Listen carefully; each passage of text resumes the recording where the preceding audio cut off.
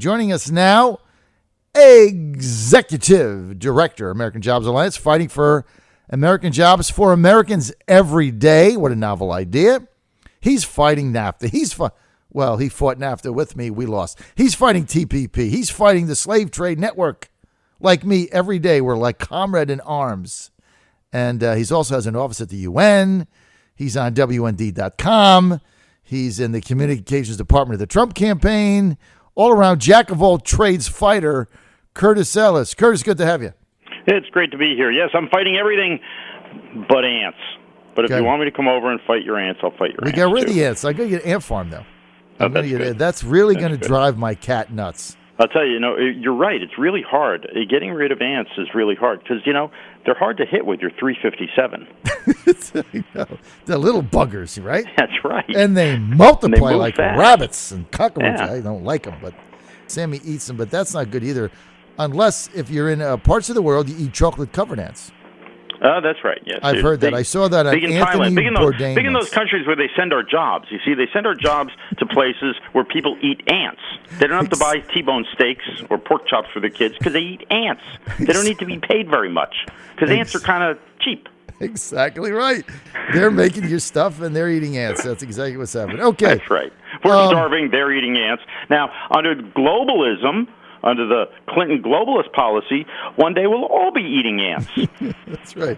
And cockroaches. I just got it. Well, look, I always believe that when the earth ends and Armageddon comes and everybody's gone, right? Yeah. Two things are going to remain: cockroaches and telephone lines. That's it. Two things. I disagree. I think when Armageddon comes and the world ends after the nuclear war, two things will be left: the cockroaches and the Clintons.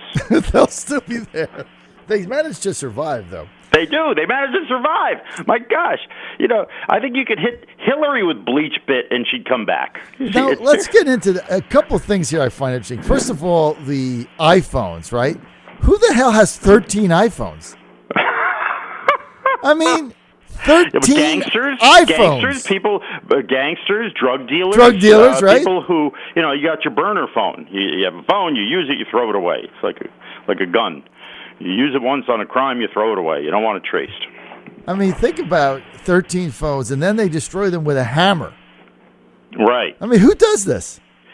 Well, I don't know. Lindsey Graham put his in a blender, so that was better. I mean, she used a hammer because she couldn't remember how to press the button on the blender. I don't know. She had 13 phones maybe because she lost them. She kept losing them. She couldn't remember where they were. Well, that might be it. Let's get to this G20 summit in China. Obama goes there. The Chinese are polluting the world, right? They're building a coal plant a week. We're shutting them down, so that doesn't make any sense. Number two, they're dumping steel in the U.S. in order to put our steel industry under. Number three, now they're dumping aluminum in the U.S., and how they do this is they manufacture steel and aluminum in China. They subsidize it because it's a communist nation, so they subsidize it. They lower the price of the steel and the aluminum under the cost of production. They dump it in the U.S. The companies buy it because, look, they can buy it cheaper. They have to do the right thing for their companies. And then they put the U.S. steel and the U.S. aluminum industry under, and then they have a monopoly on it. And Obama sits around and does nothing. That's right. Obama sits around and he writes these climate change treaties, and which will basically deindustrialize America, commit us to not burning anything anymore except maybe ant bodies, I don't know. And he goes to China. He has China ratify it, not the Congress. But yeah, he does nothing in the face of everything you talked about. Subsidized industry, deliberately underpricing commodity after commodity: steel, aluminum, automotive parts, electronics, one industry after another. China says, well, what do we need to become a world leader? Well, we need steel industry. And they subsidize those industries. They target America, which was the largest producer of these commodities, to drive us out of the market, drive us out of business. Right, and then we still have to have steel. And then we don't have any steel jobs. We don't have any steel manufacturers, no aluminum manufacturers, because they went under, because China is underselling them. And, you can't make an edict for a U.S. company that needs steel or aluminum and say, well, you have to buy U.S., right? They're going to buy what's ever cheaper. But the only way to solve this is by putting a tariff on it. Because they're recognizing that China is not free market capitalism. Right. See, some of in the aluminum industry, for example, we've lost all of our aluminum smelters. That's the process. You take the aluminum ore and you heat it up and melt the aluminum out of the dirt, and you throw the dirt away, and now you have aluminum, right? Right. It takes a lot of energy to do that. It's electricity. It's an electrical process. You need cheap electricity. We have it. It's called Niagara Falls. We have it. It's called the Tennessee Cooley Dam in Washington State, Columbia River. A lot of hydropower, cheap. But for some reason, the Chinese are able to undersell us, right? How? Well, they've got coal mines that then feed, they use the coal to produce electricity to feed the aluminum smelter. The aluminum smelter does not have to buy the coal from the coal mine, because the communist government says you are going to eat ants and dig coal, and the output of that is going to feed the aluminum industry. Mm-hmm. And then they just set a price arbitrarily. Well, if the Americans are selling aluminum for $5, we'll sell it for $4. Right. So it's not a free market economy. Right. It's a controlled state. Why are we competing with a communist country and letting the communist country beat us? I mean, that's just ridiculous. There's this fantasy that the whole world is now capitalist, just like America. It is so frustrating, Curtis. We get on the air. I've been saying this since I got on in 2011. It is so frustrating to not have Republicans who keep telling me about this free trade nonsense to see what is going on. And this is the most simplest way to get people to understand it, is the steel and the aluminum industry.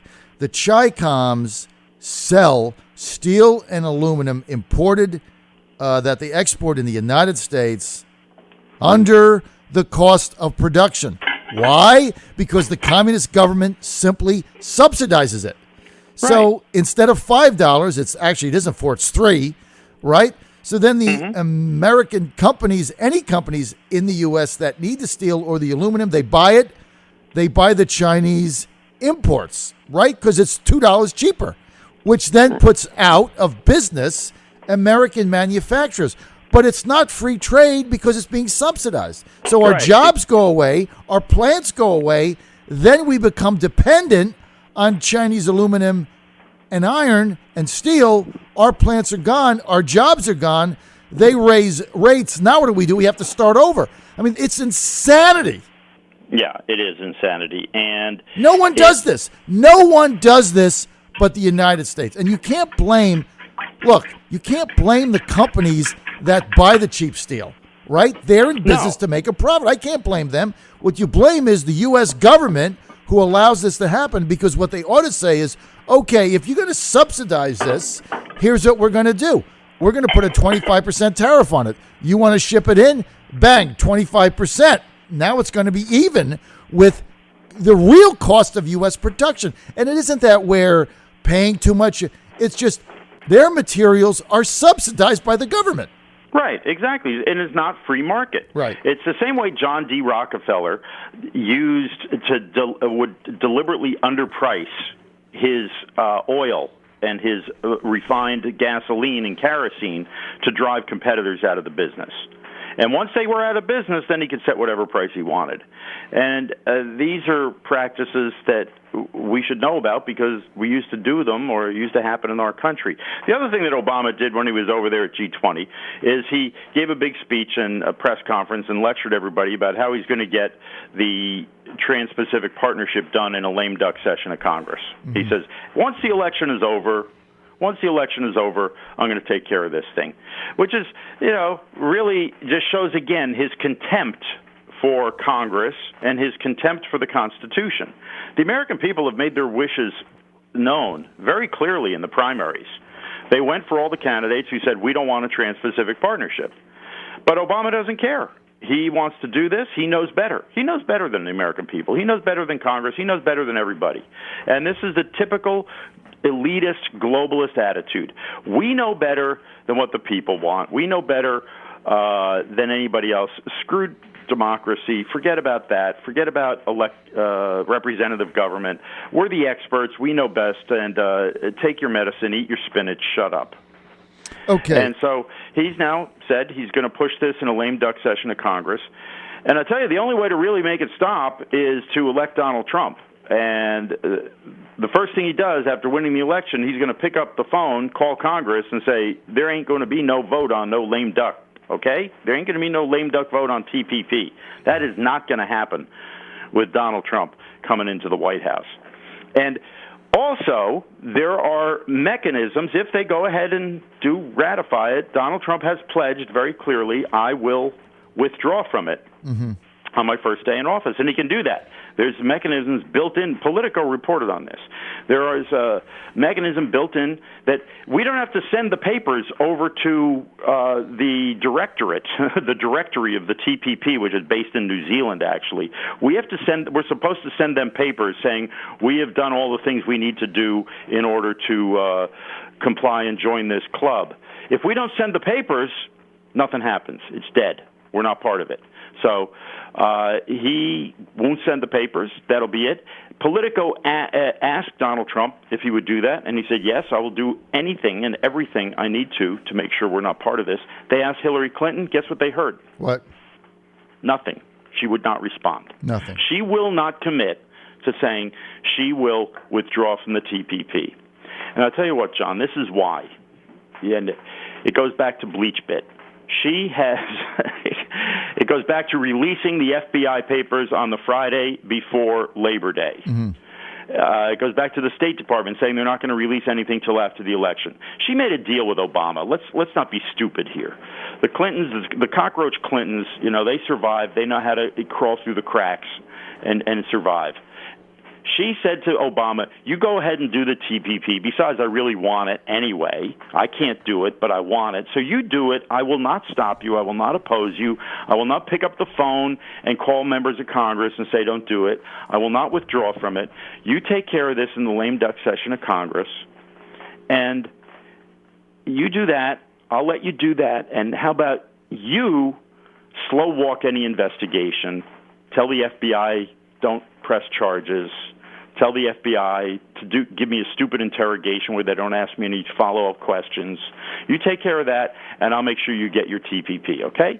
That's the deal that was made. Let's not pussyfoot around. That's exactly what happened. We know it. It's clear. The Clintons are cockroaches. They'll do anything to get what they want. Listen, I think you're onto something because there's no question. She was the author of TPP to begin with. She came out against it only under pressure from Bernie Sanders. Tim Kaine, who now says he's opposed to it, I debated TPP on my show with him, Curtis, 20 times. I doubt it was me that changed his mind. All of a sudden, he's opposed to it. But both of them have said, if it comes up in a lame duck session, both of them have said, well, we're going to let it play out. We're not going to get involved, which means they're in favor of it. Right. So if they win and it comes up, they will do nothing. It will pass, and then they will do nothing again other than implement it. And so the whole thing is a facade. It's a scam. Exactly. It's a scam, another Clinton scam. These people are unbelievable. And the media is part of it. They all know, look, they're part of the global elite. They know better. They know that we all know that this free trade stuff's really good for America. We know we're all global citizens and we have to be engaged with the world, as if that's the choice, right? As if the choice is surrendering everything to the world or building walls. It's ridiculous. Well, it is ridiculous. All right, I got 2 minutes. Let's get to Obama's rebuff there in China. They wouldn't put the stairs up to his airplane, so he couldn't get off the plane. They had a big fight with Chinese officials when they got into the country. Then in the Philippines, Obama says, well, I'm not going to meet with the president because I don't like what he did. Have you ever seen any of this in your lifetime? Never. Never. I mean, is there any question, any doubt that the Obama-Clinton foreign policy and policy all over the place and the posture he's adopted has just led America to being openly disrespected, openly and completely disrespected anywhere you turn. And then after the Chinese don't give him stairs. He had to use the emergency exit chute. It was really fun watching him slide down that inflatable chute. You know, it's kind of like Sully. He did that as a promotion for the new Tom Hanks movie, I think. Mm-hmm. And then the Chinese wouldn't let our journalists stand where they usually stand when the president arrives someplace. Obama made excuses for them. He said, well, you know, it's there's always a little problem, and they want to do things their way. I understand. He doesn't even stand up for the First Amendment. He doesn't stand up for America. He doesn't stand up for anything. And, of course, everybody's going to walk all over him, treat him like a doormat, because that's what he is. He started his presidency by going to Cairo and apologizing for America, and saying that the future belongs to the Prophet Muhammad or something, and it's been downhill since then. And this is what we get. Well, listen, we got 60 days. Trump is going to win. It's all going to be over soon. There's going to be a new day, new dawn, and a new America, Curtis. I have no doubt today, after seeing Trump yesterday in Virginia Beach, we covered it live, brought it on the radio. I have no doubt that Donald Trump is going to win this election. And I don't even think it's going to be close. I really don't. I think after these debates, you're going to see him open up a 5-8 lead, and I don't think there's any looking back. Curtis, we're out of time. I want to thank Curtis Ellis for being with us. You can read Curtis Ellis. Go to WND.com, WND.com. Also, for more information, go to Obamatrade.com. That's Obamatrade.com. Curtis Ellis, the executive director of the American Jobs Alliance. Thank you. Get that exterminator to go after the cockroaches, okay? Go after the cockroaches. That's right. Bah humbug will get rid of the cockroaches. This is the John Fredericks Radio Network. Get rid of the cockroaches. I'll be right back.